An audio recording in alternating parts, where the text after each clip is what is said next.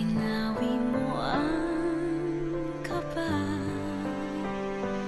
at hindi na... Xavier, huwag mo na kasing tignan. Sa akin ka tumingin, okay? Sa akin ka tumingin. Talaga bang gusto mong mamuhay sa bitter mong past? O gusto mo na gawing masaya yung buhay mo ngayon? Nasa loob o labas ka man ng gulungan, Xavier, pwede mong piliin na maging masaya yung buhay mo.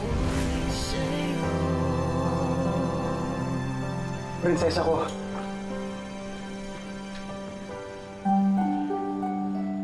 Hindi ko sukat akalain na hantong tayo sa ganito. Matapos ang marami nating pinagdaanan. Ako, ikaw, tayo, nandito ngayon.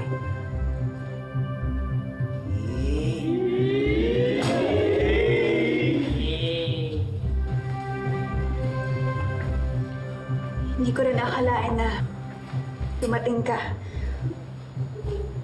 Ang akala ko ay nilimot mo na ang iyong pangako. Prinsesa ko, paano ko lilimutin ang lahat? Kahit saan ako tumingin, kahit saan ako bumaling, ikaw ang nakikita ko. Ikaw ang naiisip ko.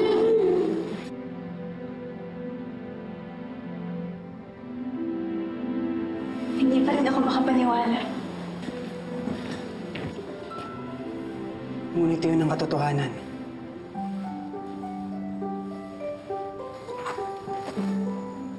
Damin mo ang puso ko.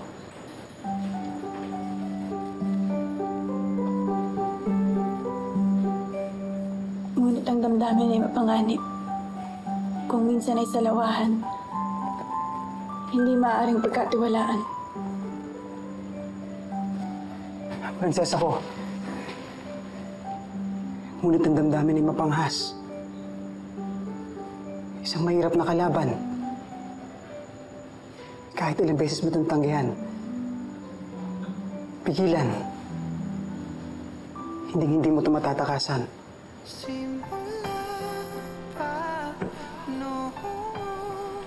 Dahil hindi ka nito papakawalan. Hanggat di mo inamin sa sarili mong katotohanan. Simula pa noon na pinawi mo ang kaba at hindi na alis sa piling mo.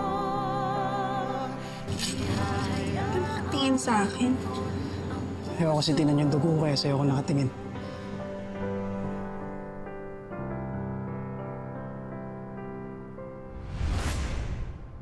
At sa huli, mananaig pa rin ng tunay. At wagas na pag-ibig. Pagmamahalang hindi natin inaasahan. Ngunit kusang dumating sa ating buhay.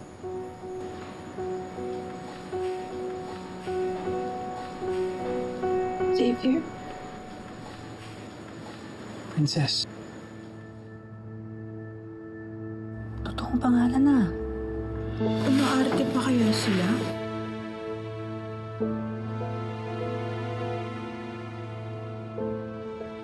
Minahal kita. Nang walang pagdududa. Minahal kita. Nang walang pag-alinlangan.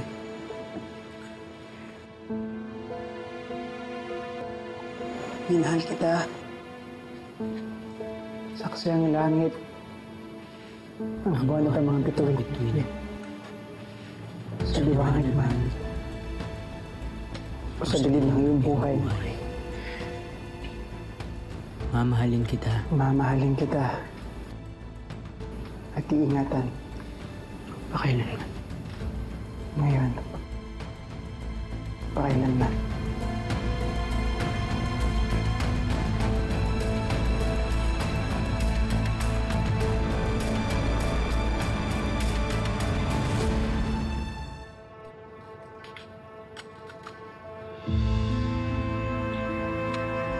Anak, saan ka ba pupunta? Anak! Otse!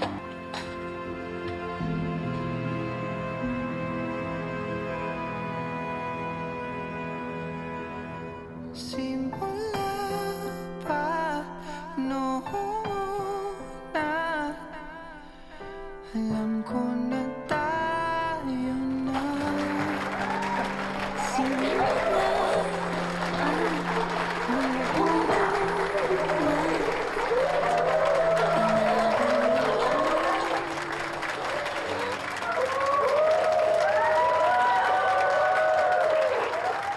Oy, tama na yan.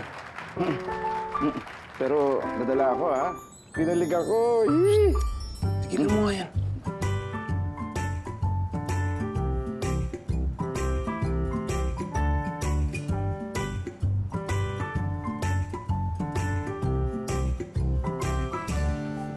Grabe, pinalig ako. Ikaw, kinukonsinti mo pa eh. Nadala lang. Ang galing ng arte nila. Very realistic, eh. Tigilan mo na yan. Talaga? Yung inmate mo na nagpaanak sa'yo noon. Oo, siya si Leilani. Parang bothered ka, ate. Hindi ko kasi siya maintindihan. Parang may gusto siyang sabihin sa akin na hindi niya masabi. Ano kaya yun? Charlene? Pwede ba tayo mag-usap? Mimi, tatawagan kita ulit, ha? Okay, sige, ate. Bye-bye. Sige. Yes, ma. Tatapatin na kita. Pwede ba? Tigil-tigilan mo yung pagkapraning mo? Ay, kwento na sa akin ni Divina ang nangyari. Dahil sa'yo, muntik na namang masira ang diskarte nila sa mga investors. Mama, I was just worried about... Worried? Talaga sumugod-sugod ka pa doon.